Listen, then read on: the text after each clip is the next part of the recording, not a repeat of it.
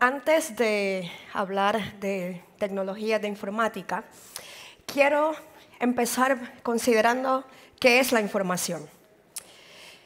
Y para eso podemos remontarnos a alrededor de 300 años a la época de Leibniz, quien estaba interesado en la interacción entre las matemáticas y la religión y la formalización del conocimiento. Él pensaba que debía existir un sistema universal en el que pudiéramos derivar todo el conocimiento de una combinación de cosas.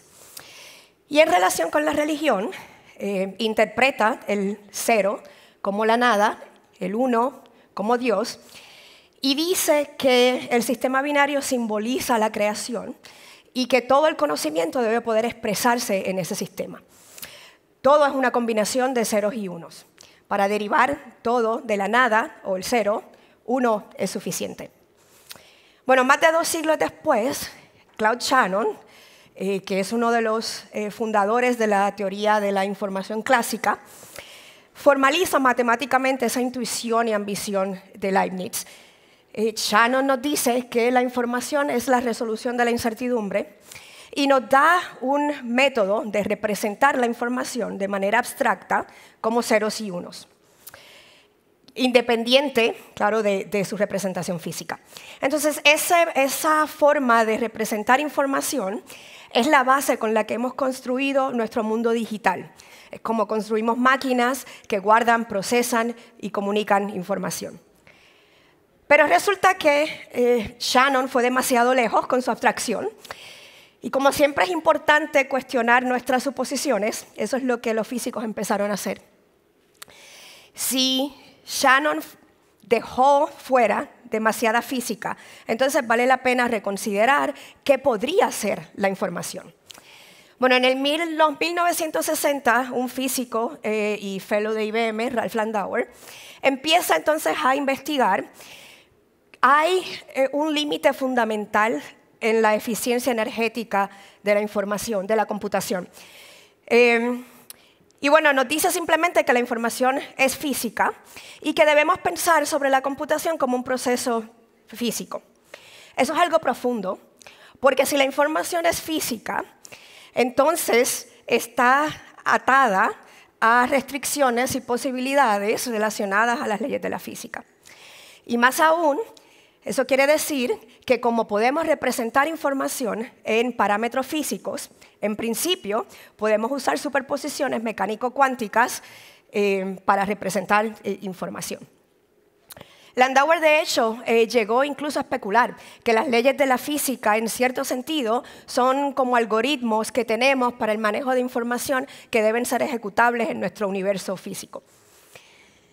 En el 1969, otro físico, Steven Wiesner, escribió un artículo que no se publicó sino hasta 10 años después, donde sugiere que la información cuántica en la luz polarizada se comporta diferente de los bits clásicos y que podríamos usarla para realizar tareas criptográficas que no se podían realizar clásicamente. Entonces, de ahora en adelante, cuando diga clásica, a lo que me estoy refiriendo es a la computación convencional con bits, ceros y unos. Bueno, aquí tienen una foto de una página de la libreta de otro fellow de IBM, Charles Bennett, donde resume discusiones con Wiesner. Y es la primera vez que creemos que se escribe la frase teoría de la información cuántica. Entonces, curiosamente, también Charlie escribe en la parte superior derecha falso, que es una buena dosis de escepticismo, considerando que más tarde él mismo hace muchos descubrimientos importantes en el campo. Bueno, pues décadas después de esas primeras ideas, finalmente estamos viendo surgir una nueva tecnología informática. No estamos hablando de una manera de seguir avanzando la ley de Moore. ¿No? Por primera vez en la historia estamos viendo un paradigma de computación nuevo. Es algo distinto que nos lleva en una curva exponencial diferente. ¿No? Toda la historia de la computación siempre ha sido sobre la computación clásica, pero eso está cambiando y ahora por primera vez empezamos a hablar de computación clásica y computación cuántica. Tampoco se trata de seguir los mismos algoritmos que las computadoras clásicas, pero más rápido. Y para ver eso, consideramos cuánto toma multiplicar dos números enteros de 2048 bits. Bueno, a una computadora clásica le toma 2,5 milésimas de segundo. A una computadora cuántica le toma 75 segundos, 30.000 veces más. Así que claramente no es acerca de hacer las mismas cosas, pero más rápido. Ahora, si consideramos el problema opuesto, factorizar un número entero de 2048 bits, a una computadora clásica le toma casi 5.000 millones de años CPU. Es un problema tan difícil para las computadoras que lo usamos en criptografía para proteger datos y firmas digitales. Bueno, una computadora cuántica hace eso en alrededor de 8 horas. Así que no gana porque está haciendo las mismas cosas de la misma forma, gana porque representa la información de manera diferente. Reformula el problema y al hacerlo cambia la complejidad del problema. ¿Okay? Ganan porque cambian la complejidad de los problemas. Así que las computadoras cuánticas no son ventajosas para todos los problemas. Hay problemas que es mejor resolverlos clásicamente, hay problemas que no podemos resolver ni clásica ni cuánticamente, pero pensamos que pueden ser muy útiles para un conjunto de problemas selectos con unas propiedades especiales, pero que son muy importantes. Por ejemplo, la simulación de la naturaleza, y ahí tenemos problemas en física, en química, en ciencias de materiales. Problemas que envuelven datos con estructura compleja, como el problema de factorización, donde hay una estructura muy particular encerrada en el problema. Y pensamos que cosas así pueden pasar también en ciertos casos en aprendizaje automático, o en clasificación en grupos, donde puede haber estructuras complejas. Entonces hay también otra clase de problemas donde la ventaja no es exponencial, es menor, pero donde incluso ventajas menores en la exactitud de las soluciones pueden llevar a ganancias grandes. Y ahí es que cae la optimización, el muestreo o análisis de riesgo. Bien, esto ya no es, esto pasó de ser algo teórico, ¿no? Las computadoras cuánticas son muy reales. En el mayo del 2016 pusimos el primer sistema cuántico en la nube, en IBM, y eso le permitió a cualquier persona en cualquier parte del mundo experimentar con sistemas cuánticos.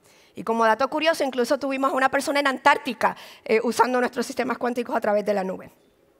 Bueno, nosotros trabajamos con sistemas que usan estados superconductores para representar y procesar información.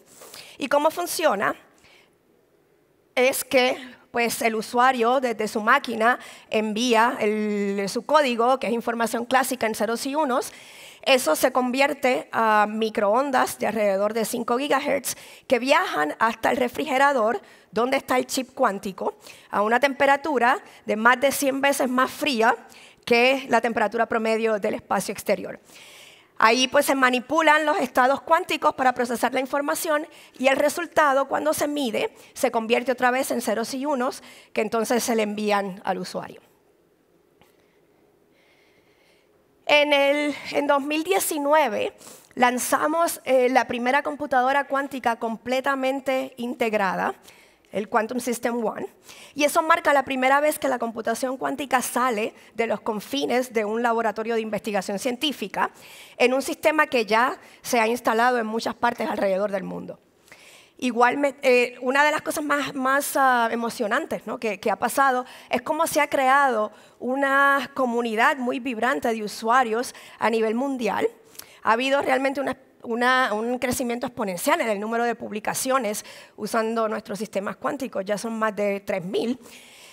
Y bueno, certificaciones de desarrolladores de software cuántico y realmente en general un nivel muy alto de entusiasmo y de dinamismo. De igual forma, hay muchas empresas que han empezado a investigar el tipo de ventajas que puede traer la computación cuántica para su industria. Y, por ejemplo, pues, ha habido mucha actividad en la industria aeroespacial y automotriz, en servicios financieros, la alta tecnología, energía y la salud.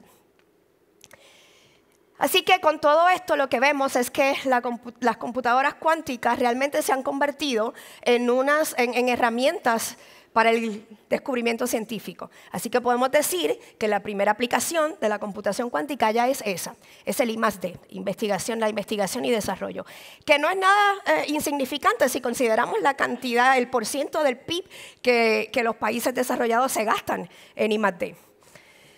Bueno, entonces, ¿dónde estamos ahora? Pues hace poco más de un año la gente estaba todavía haciendo experimentos con una docena de qubits, muy pequeños. Y para darles una idea, eso estaba al nivel de lo que puedes hacer con una PC de IBM del 1981. Entonces, si seguíamos en esa trayectoria, hacer algo que no se pudiera simular clásicamente nos iba a tomar hasta más de la mitad de la próxima década. Así que obviamente algo tenía que cambiar.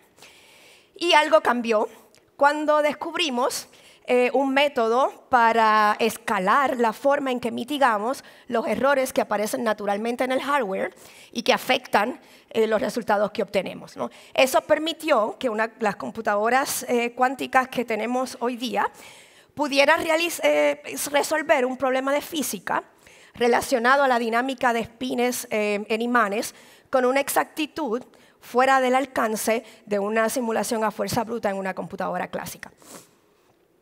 Y eso creó un cambio y nos llevó a lo que llamamos la fase de utilidad cuántica, ¿no? Esa fase esa escala donde podemos investigar problemas que son imposibles de simular de manera exacta con una computadora clásica a fuerza bruta. Y nos movió a una curva diferente en términos de cómo estamos avanzando.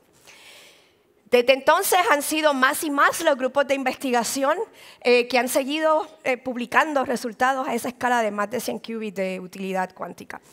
Aclaro, con esto no quiere decir que las computadoras cuánticas están al punto donde puedan resolver un problema práctico de importancia comercial o descubrir algo nuevo científico de manera más costo efectiva o más rápida o con más exactitud que las computadoras clásicas. A eso es a lo que le llamamos ventaja cuántica. Ese es el próximo paso. Y para llegar ahí necesitamos impulsar el descubrimiento de algoritmos y necesitamos también el conocimiento de expertos en una diversidad de campos de aplicaciones. Explorar esa ventaja también lo podemos hacer aprovechando la convergencia de tecnologías. Por ejemplo, el año pasado llevamos la computación cuántica a la computación de alta precisión cuando combinamos nuestros sistemas cuánticos en New York con la supercomputadora Fugaku en Riken, en Japón. Y esa combinación nos permite escalar la capacidad computacional de estos sistemas. Es el primer ejemplo de lo que llamamos Quantum-Centric Supercomputing. Y lo que hicimos fue hacer una simulación química de un grupo de hierro-azufre usando un subconjunto de qubits del procesador Heron que tiene 133 qubits. Entonces, así es como funciona. El usuario define el problema que quiere resolver, el programa a usar para resolverlo, envía todo a ejecutar. La arquitectura es un grupo con un sistema cuántico junto a nodos de runtime clásico dentro de un ambiente aislado. En este ejemplo, el usuario está en California y envía el programa a correr desde allá, ¿no? Entonces, hay un sistema de gestión de tareas, ¿no?, que controla los trabajos híbridos clásico cuánticos a través de middleware. Entonces, ese problema se mapa a circuitos computacionales cuánticos, los circuitos se optimizan para correr en hardware y se envía al procesador que está en New York. Los resultados pasan a Fugaku en Kobe, Japón, donde se hacen unas operaciones matemáticas de proyección y diagonalización que se corren en paralelo, y el resultado final se le regresa al usuario en California. Entonces, si quieren saber los resultados, detalles, el artículo se publicó el año pasado. Bien. Otro ejemplo del poder de la convergencia de tecnologías es cómo la IA nos está ayudando a hacer que nuestros sistemas cuánticos sean más fáciles de usar. Tenemos IA programando sistemas cuánticos hoy día, donde puedes decirle al asistente de IA, usando lenguaje natural, el problema que quieres resolver, cómo definir ese problema, el código que quieres que escriba para hacer qué cosa, y el asistente de IA, pues, te escribe el código y lo hace. Entonces, el progreso sigue acelerando, ¿no? Pero yo quiero concluir regresando a por qué hacemos todo esto. Y lo hacemos porque, bueno, imaginen el impacto positivo que podríamos tener si pudiéramos, pues, mejorar los procesos con los que creamos fertilizantes, o encontrar catálisis que nos ayuden a convertir dióxido de carbono a hidrocarburos de una forma más eficiente, más selectiva, que podamos descubrir cosas nuevas sobre nuestro universo en física de alta energía o en otras áreas, mejorar las baterías que usamos en vehículos eléctricos o en sistemas solares, o desarrollar materiales más livianos y más fuertes a la misma vez para construir aviones que sean más eficientes. Entonces, ese es el impacto que esto podría tener y esa es la razón por la que tenemos un grupo muy diverso de expertos en distintas áreas, en distintos países, que se han unido para juntos investigar el potencial que esta convergencia de tecnologías, que la integración de la computación de alta precisión con la IA y la cuántica puede traer para poder resolver estos grandes retos. Gracias.